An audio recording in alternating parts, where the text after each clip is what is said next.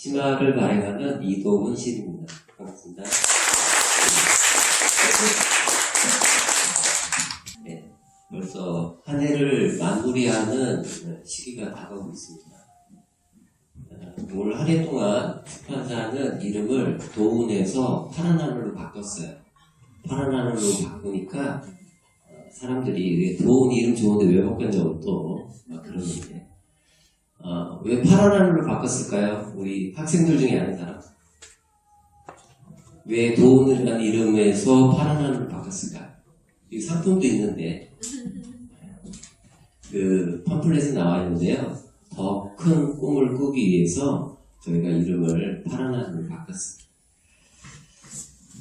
원로 선생님들이 저한테 늘 말씀하시는 게 잡지를 발행하는 것은 제삿날, 가난한 집 제삿날 돌아온 듯 한다라고 하셨거든요. 처음에 할 때 이게 무슨 말이지 했는데 이제 저희가 지금 20호를 지나서 21호를 하고 있지 않습니까? 진짜 잊을만 하면 또 책을 내야 되고 그런 어려운 환경이 있습니다. 모든 잡지들이 다 그런 것 같습니다. 또 제가 만드는 그 유튜브 채널이 있는데요. 출판사가 운영하는 유튜브 채널인데 날나의 뜨락이라는 유튜브 채널이 있어요. 그 앞에 처음에 시작되는 문구가 뭐냐면 즐겁게 노는 놀이터. 그래서 문학이라는 것은 즐거워야 하고 또 이 문학 작품이라는 것은 읽는 사람들이 읽었을 때 감동이 있어야 되고 치유가 있어야 된다고 생각합니다. 우리 오늘 참석한 청소년 여러분들이 앞으로 그런 작품을 계속 써줬으면 좋겠어요. 그래서 이런 것들을 가지고 저는 고집을 부리는 걸까 욕심을 내는 걸까 늘 생각을 합니다. 많은 사람들이 어려워하고 많은 사람들이 회피를 하기도 하고 또 하는 사람들도요 쉽게 하는 방법이 있어요. 편하게 하는 방법도 있고 나도 그런 사람들처럼 그렇게 해도 괜찮기도 하는데 저는 또 그렇게 하고 싶지 않고 그래서 그게 과연 고집인지 그게 욕심인지 늘 제가 생각을 하게 됩니다. 예전에 제가 학원에서 학생들을 가르칠 때요 아이들이 이제 수능을 보고 헤어질 때가 되면 영어책 하나를 꼭 선물을 했어요. 그 영어책 이름이 뭐냐면 스펜서 존슨의 더 프레스트라는 선물이라는 책이에요. 아주 유명한 책인데 거기에는 소개된 아프리카 속담 하나가 있는데 그게 참 인상이 깊었거든요. 오늘 수강하러 오신 우리 청소년들과 그 속담을 같이 나누고 싶습니다. 아프리카에서는 매일 아침 가젤이 잠에서 깬다. 가젤은 가장 빠른 사자보다 더 빨리 달리지 않으면 죽는다는 사실을 알고 있다. 그래서 가젤은 온 힘을 다해 달린다. 아프리카에서는 매일 아침 사자가 잠에서 깬다. 사자는 가젤을 따라잡지 못하면 굶어 죽는다는 사실을 알고 있다. 그래서 사자는 온 힘을 다해서 달린다. 내가 가젤이든 사자이든 마찬가지다. 해가 떠오르면 우리는 달려야 한다. 이런 아프리카 속담이거든요.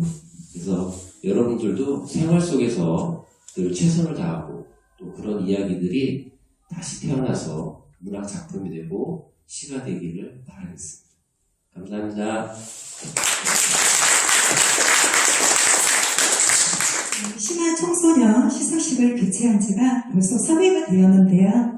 매해마다 좋은 말씀 감사드립니다. 이번에는 행복시 프로젝트 문학 강연이 있겠습니다. 이세훈 시인님은 1998년 현대시 등단, 중앙대학교 대학원 문해창작 박사, 현재 건양대 교수로 재직 중입니다. 이렇게 귀한 자리에 초대해 주셔서 감사드립니다. 특히 이 청소년 100일장 이 수상자 학생들과 함께 또 이러한 또 이야기를 할 수 있게 돼서 참 기쁘고요.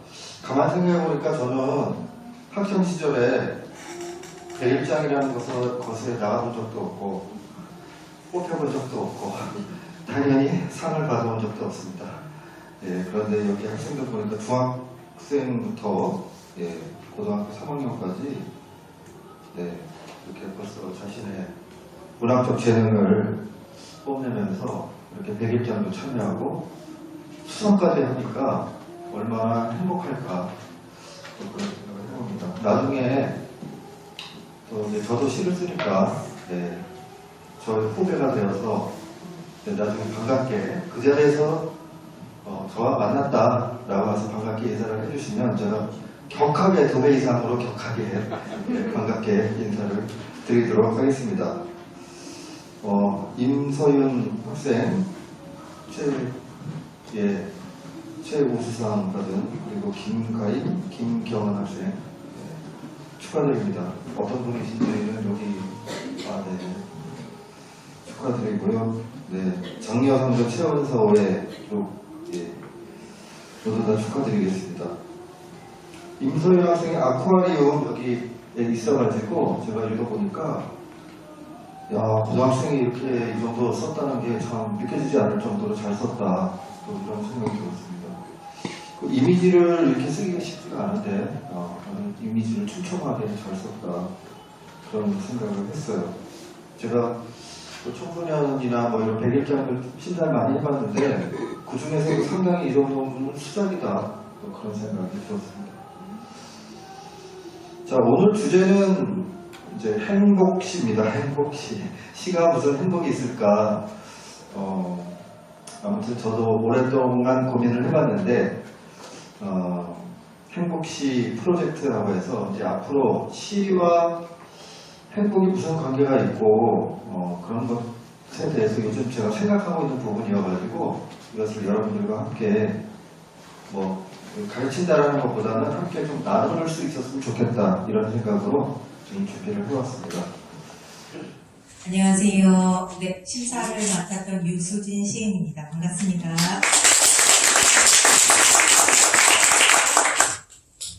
벌써 1부가 끝나고 저는 한참 시간이 지날 줄 알았는데 금방 또 이렇게 재밌는 이야기를 들어서 그런지 2부가 금방 되었습니다. 네, 오늘 수상을 하게 돼서 여기에 참석한 친구들 너무 축하하고요. 그리고 또 오늘 피치 못해서 또 너무 멀어서 도착하지 못한 친구를 모두 축하합니다. 앞으로 훌륭한 시인이 되었으면 좋겠습니다. 네. 먼저 격려사를 청해 듣겠습니다. 지금은 이번에는 전형호 변호사님을 앞으로 모셔서 격려사를 청해 듣겠습니다. 변호사가 왜 청소년문학상 격려사를 하나 이렇게 의아해 하실 수도 있을 것 같아요. 전영호 변호사님은 심화의 필진으로 활동하고 계시면서 법률과 문학 그리고 문학이 법률과 어떻게 만나는지에 대한 에세이를 연재하고 계십니다. 그래서 오늘 여러분께 격려사를 해주시겠습니다. 전영호 변호사를 맞이하겠습니다. 안녕하세요. 방금 소개받은 전영우라고 합니다. 필진으로 제가 심화에 4번밖에 글을 안 썼는데 굉장히 기쁜 자리에 초대받게 되어서 너무나 영광스럽게 생각하고 있습니다. 제가 쓰는 기고하는 글을 첫 번째로 읽고 퇴고해주는 사람은 제 아내입니다. 근데 이런 아내에게 제가 시상식에서 격려사를 하겠다고 이렇게 맡게 되었다고 집에 전하니까 제 아내 첫 반응이 당신이? 평소에 시랑 가장 거리가 먼 삶을 사는 사람이 어떻게 시인들, 청소년 시인들한테 격려사를 할 수 있겠느냐 이렇게 아내가 얘기를 했었는데요. 그렇습니다. 변호사로서 제가 쓰는 글을 육하원칙에 따라서 사건을 정확하게 옮기는 것 그런 컨셉이 있습니다. 시랑 가장 거리가 먼 글이라고 할 수 있습니다. 이런 제가 청년 시인 여러분들께 이렇게 격려를 하는 자리에 서게 되어가지고 그지없습니다. 그래도 자리를 마련해 주신 만큼 문학을 사랑하는 사람으로서 짧게 2가지 응원의 말씀을 드리겠습니다. 여의도에 축제한 장애인복지회관의 대회의실에서 심사위원들이 모였습니다. 최금려 선생님, 그리고 김재영 선생님, 그리고 유수진 이렇게 3명의 심사위원이 모였습니다. 한국여성문학인회 이사장을 역임하시고 지금 현재 한국시인협회 부회장으로 공직하고 계신 최금여 시인님을 심사위원장으로 모시고 김재영 시인과 유수진 시인이 심사를 공정하고 공평하게 진행했습니다. 그러면 이제 김재홍 시인님을 모셔서 심사평을 듣도록 하겠습니다. 네, 김재홍 선생님 앞으로 나와주시고요. 김재홍 시인님은 2003년 중앙시인문학상을 받으며 등단하셨습니다. 한국 카톨릭 문학상, 시작 문학상 등을 수상하신 바 있습니다. 주름 펼치는, 기린으로 떠난 사람 등 정말 좋은 다수의 시집을 출간하셨습니다. 네, 모시겠습니다. 반갑습니다. 저는 최금여 심사위원장님을 대신해서 심사평을 말씀드리러 이 자리에 나왔습니다. 먼저 평자로서 말씀드리고 싶은 것은 이 지금 시마라고 하는 개가지를 운영하고 있는 푸른 하늘 출판사가 하필이면 기성문인들을 대상으로 하는 문학상을 하지 않는다는데 특별히 주목해야 됩니다. 대단히 주목하셔야 됩니다. 청소년 문학 작품상, 청소년 작품상. 이재원 선생은 학생 때 백일장을 다니며 보지 않았다고 했지만 저는 이상하게 고등학교 1학년 때부터 문예관 활동을 하면서 3년 동안 엄청나게 많은 백일장에 나왔습니다. 그리고 오늘 최우수상 수상을 한 부산 동여자고등학교 학생처럼 당시 한남동에 있던 단국대학에 와가지고 상도 받아보고 그때 받은 상금 5만 원으로 오토 리볼스 카세트 리코더인가요? 그런 거를 사가지고 집에서 큰 칭찬받았던 그런 생각도 납니다.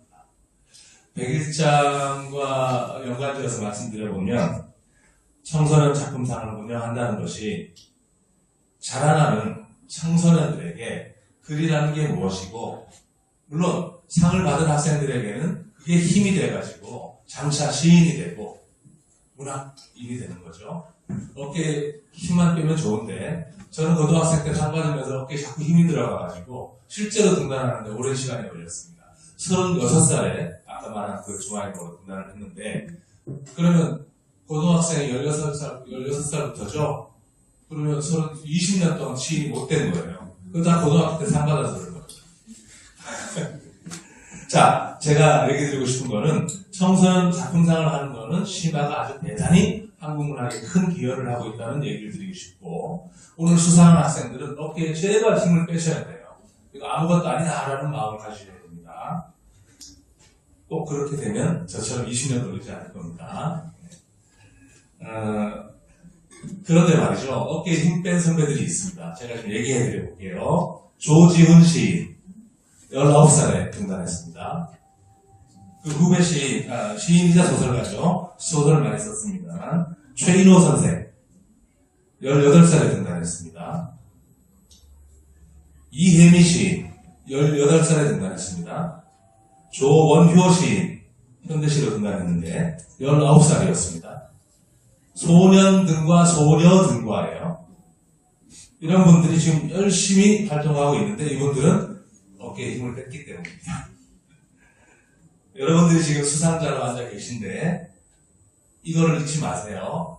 청소년 작품상에 상 받았다는 거를 오늘 상 받은 날만 즐거워하시고 빨리 잊어버리시고 그래야 다음 작품을 쓰고 그래야 저의 후배 이재원 시인의 후배가 될 겁니다. 그래서 문단에서 만났을 때 저 그때 대학로에서 상 받았을 때 그때 계셨어요 하고 반갑게 인사해 주시기를 기다리고 또 기다리겠습니다. 아시다시피 올해 우리 한국 문단은 큰 성과가 있었습니다. 노벨 문학상 수상자가 배출이 된 거죠. 아까 폴란드 시인 소개하셨습니다만 이제 일본 칠레에서 한국의 한강 작가를 소개하는 어떤 본인이 있을지도 모르겠습니다. 다 상상해 볼 만한 것 같습니다. 노벨 문학상 수상이 그 자체로 대단한 성과인가에 대해서는 별개의 문제로 우리 같은 문인들, 여러분 같은 미래의 문인들이 눈높이가 높아진 거예요. 이제는 한국에서 제일 시를 잘 쓰겠다, 소설을 잘 쓰겠다가 아니라 세계라고 하는 지평을 우리의 가시권 내로 당겨준 거죠. 이게 한강 본인의 기쁨과 별개로 저도 기쁜 일이고 우리 모든 문학인, 문학예비인들이 가져야 될 큰 성과다 이런 생각을 합니다. 마지막으로 아쿠아리움에 대해서 좀 말씀드리겠습니다. 이 시는 고등학생이 쓴 작품의 이라는 관점, 이걸 전제하고 본다면 분량부터가 상당한 양에 도달합니다. 연이 하나, 둘, 셋, 넷, 다섯, 여섯, 일곱, 여덟, 아홉, 10개의 연이 있고요. 3 또는 4개, 2, 3, 4개 행으로 되어 있으니까 대략 25행 가까운 상당한 분량의 작품입니다. 신춘문예 당선자들의 심사평을 보면은 20행이 넘는 시를 이렇게 연관 이미지의 파괴가 없이 시상 전개의 불규칙성이 없이 이렇게 이끌어가는 게 쉽지가 않습니다.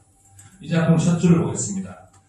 봄볕이 창문을 건너 들어올 때 1년의 1행부터 봄볕이 창문을 건너서 걸어 들어온다 라고 표현을 하고 있고요. 두 번째 행, 가만히 앉아 있었다, 금이 가지 않도록. 1년에서 가장 빛나는 표현은 금이 가지 않도록이라고 하는 겁니다. 걸어 들어온다 하는 것도 비유이죠. 뭐 이른바 고등학교 수사법으로 치면 의인법이죠. 금이 가지 않도록이라고 하는 건 갑자기 전환이 되어버리죠. 환호하고 있죠. 이게 그냥 나온 말이 아니라는 겁니다. 임서윤 학생은 이게 본능적으로 나왔던 건 정말 천재가 난 것이고요. 이것을 자기의 어떤 시적 노력 끝에 표현 능력을 갖추어서 쓴 것이라면은 상당한 시간 동안 시에 공을 들였다. 그 과정이 수년간 이어졌다 하는 걸 알 수가 있습니다. 1년에 2개 행만 해도 이 시가 갖추고 시적으로 갖추어야 될 요소들을 두루 갖추고 있고요. 2년 2개 행을 보겠습니다. 끝도 없이 물방울이 올라오는 거대한 수조처럼 지금 시적 화자가 어떤 공간에 앉아 있는데 자기가 속해 있는 그 공간을 수조라고 표현하고 있죠. 그 다음 보겠습니다. 아이들의 제잘거림이 속눈썹 사이로 밀려온다.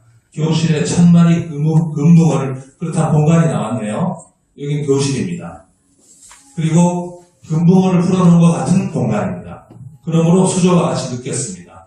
1, 2, 3년까지 흘러오는 동안 시의 전개 양상이 파괴 없이, 균열 없이 확장되거나 변형되거나 하면서 일관성을 유지하면서 끌어오고 있는데 이것이 끝까지 그렇습니다.